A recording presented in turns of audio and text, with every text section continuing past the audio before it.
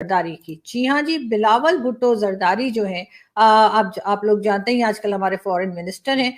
तो जी बिलावल साहब का कहना ये है कि जी जो नुपुर शर्मा का केस है उसके ऊपर बीजेपी की गवर्नमेंट जो भारत में है उन्होंने कोई काम नहीं किया। हम बड़े नाराज हैं जी, उन्होंने क्यों काम नहीं किया। लेकिन बहरहाल बिलावल साहब का ये भी कहना है, ये भी फरमाना है बिलावल साहब का कि हम इस इशू को लेकर इंटरनेशनल लेवल पे जाएंगे, ओआईसी में जाएंगे। इसके अलावा बिलावल ने ये भी कहा है कि यूनाइटेड नेशन में भी इस इशू को हाईलाइट किया जाएगा। मतलब ये कि पाकिस्तान के सारे काम क्या कंप्लीट हो गए हैं बिलावल साहब?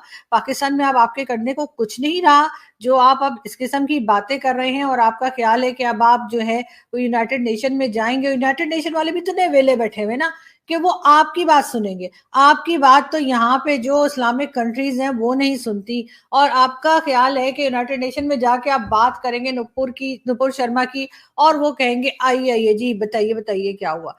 तो थोड़ा सा मतलब थोड़ा मतलब मुश्किल होती है, मुझे तो बहुत ही मुश्किल होती है कि कोई मुझे कहे कि जी दिमाग इस्तेमाल कर ले, मुझसे तो नहीं होता। तो यकीनन आपके साथ भी यही प्रॉब्लम लग रही है मुझे, लेकिन थोड़ी कोशिश कीजिए दिमाग इस्तेमाल करने की। और मैंने सुना ये कि उससे सेहत पे कोई बुरा असर नहीं पड़ता अगर थोड़ा सा इस्तेमाल कर लिया जाए दिमाग।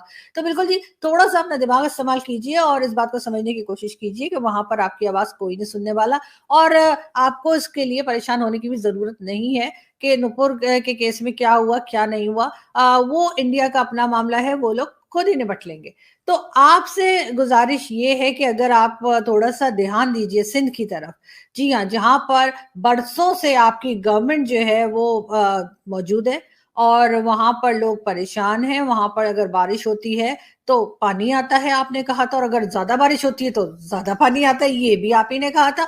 तो सर बात यह है कि पानी ज्यादा आ रहा है और बारिश ज्यादा हो रही है कराची में और सिंध में पूरे में, और लोग जो हैं वो परेशान हैं। तो आप जरा उन लोगों की मदद कर दीजिए। और क्योंकि हमने कई बार अपने शो में वीडियोस भी दिखाई हैं, बताने की भी कोशिश की है कि लोगों को क्या क्या प्रॉब्लम है।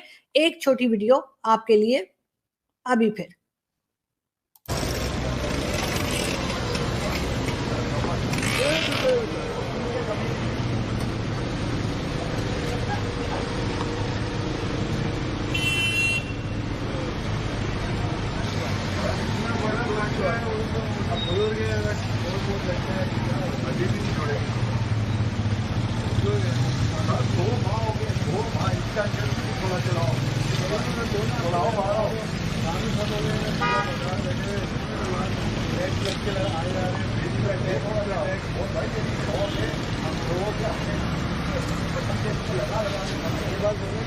इनके जमादार जो हैं यहाँ पे, यानी कि उन लोगों को नहीं देखा मैंने कभी। यहाँ गलियों में काम करते हुए वहाँ बैठे हुए होते हैं 2-2 घंटे, 4-4 घंटे बैठे हुए काम नहीं कर रहे होते। ये कितना दिन से पानी खड़ा है, वो वहाँ बैठे हुए होंगे, आगे काम नहीं करेंगे, मैं कैसे गिराऊं? आप देखते हैं रोजाना का मसला है। और ये गटर में जमादार फिरा के कहाँ नजर आ रहा कोई काम करता हुआ यहाँ आपको? ये इंसानियत, इनकी शर्म छोड़ के वजीर आला को आगे देखना चाहिए।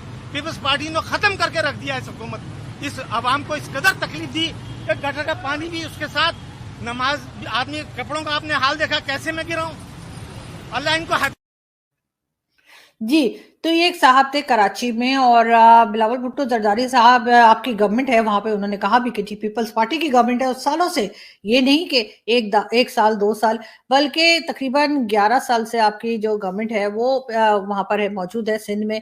और आप कोई काम करते हुए हमें नजर नहीं आ रहे। लेकिन हाँ, आपने नुपुर शर्मा का केस लेके ओआईसी में और यूनाइटेड नेशन में जरूर जाना है। लेकिन सर पहला काम जो है अपने घर से शुरू किया जाता है।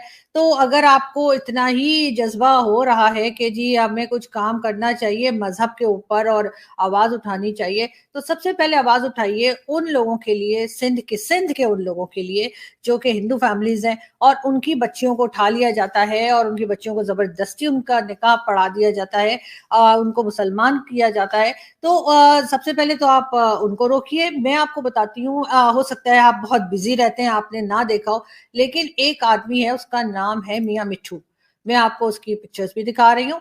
जी, ये मियां मिट्ठू जो है ये सिंध में मौजूद है, ये आदमी। और आपकी पार्टी के हर इंसान को पता है, हर आपके पार्टी मेंबर को पता है कि ये कहाँ रहता है, कौन है। और नहीं पता तो आप ही को शायद ना पता हो। ये देखिए जी मियां मिट्ठू, तो ये जी हर साल हिंदू बच्चियों को जो है वो किडनैप करता है, जबरदस्ती उनके घर से उठाता है, उनके पेरेंट्स को मिलने नहीं देता और उनकी शादी जो है किसी भी मुस्लिम के साथ करवा देता है, उनका रिलीजन चेंज करवा के। बच्चियां जो है वो 12 साल की भी से लेकर और 18-19 साल तक की बच्चियों को ये जबरदस्ती उठा के ले जाता है। साल में 1,000 से ज्यादा बच्चियां उठाई जाती हैं। आपको शायद पता नहीं होगा, लेकिन मैंने सोचा मैं आपको बता दूं। साथ साथ ऐसा नहीं है कि उसको इस आदमी को कोई जानता नहीं है। देखिए, आपके जो पहले प्राइम मिनिस्टर रहे हैं इमरान खान साहब, उनके साथ भी ये आदमी खड़ा हुआ है और बड़े सुकून से बातें कर रहे हैं दोनों, और पिक्चर्स बन रही हैं, कोई ऐसी बात नहीं है। तो मेरा ख्याल है कि आपको थोड़ी सी तवज्जो इस तरफ भी देनी चाहिए। और ये देखिए, आप लोग ये पिक्चर्स भी देखिए। अरे ये बाजवा साहब के साथ क्यों लगा दी? सॉरी सॉरी, बाजवा साहब भी गए थे? अच्छा। ये हम एडिट कर देंगे जी। पाक फौज जिंदाबाद। ठीक है ना? बाजवा साहब, मैंने नहीं लगाया पिक्चर, ये इन लोगों ने लगाई है। इनको पकड़ के ले जाइए, उल्टा लटका के तशरीफ पे दीजिए इनकी। ठीक है ना? ये हम एडिट कर देंगे। बस ना पॉलिटिशियंस के इधर उधर घुमा करो। सॉरी सॉरी, छोड़िए छोड़िए जी, हम तो इस तरह की बातें नहीं करते। हम दूसरी न्यूज पे चले जाते हैं ना। छोड़े, हमने क्या करना है जी। जो हो रहा है होने दो। सानू की खैर, हम आपको बता रहे थे कि जी 75 ईयर्स में क्या कुछ हुआ। इमरान खान साहब ने जी ये पिक्चर शेयर की है। और खान साहब का कहना है कि ये 1930 की पिक्चर है। इसमें खान साहब के खालू खालू बोले तो खालू को क्या कहते हैं? बुआ। बुआ के हस्बैंड को खालू कहते हैं। नहीं, मौसी के हस्बैंड को खालू कहते हैं। मौसी के हस्बैंड को खालू कहते हैं, मैंने बॉलीवुड मूवीज में देखा है। हाँ, मौसी के हस्बैंड को खालू कहते हैं। तो खान साहब का कहना है कि उसमें इनके खालू भी बैठे हुए हैं, और इनके शायद मेरे ख्याल है चचा बैठे हुए हैं, या पता नहीं अब्बा बैठे हुए हैं, पता नहीं कौन बैठे हुए हैं। और लेकिन बाद में पता चला कि इसमें तो कोई भी नहीं बैठा हुआ। यानी कि खान साहब के फैमिली का कोई नहीं बैठा हुआ यहाँ पे।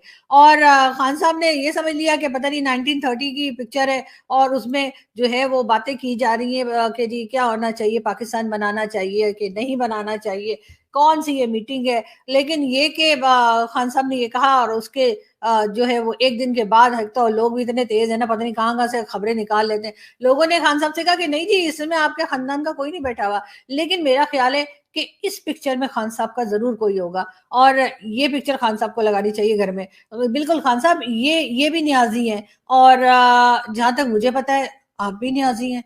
और ये मुझे लगता है आपके कुछ चच्चा बच्चा होंगे, ये भी न्याजी साहब थे, वही जिन्होंने 71 में समझ गए ना। खैर, कोई बात नहीं। तो कोई बात नहीं, बड़े बड़े देशों में ऐसी छोटी छोटी बातें होती ही रहती हैं। तो खान साहब, उसमें आपका कोई रिलेटिव नहीं था, लेकिन इस पिक्चर में आपके रिलेटिव मौजूद हैं। खैर छोड़िए, हम आगे बढ़ते हैं, और हम आपको खबर देते हैं जी लेफ्टिनेंट जनरल फैज हामिद की। बिल्कुल जी।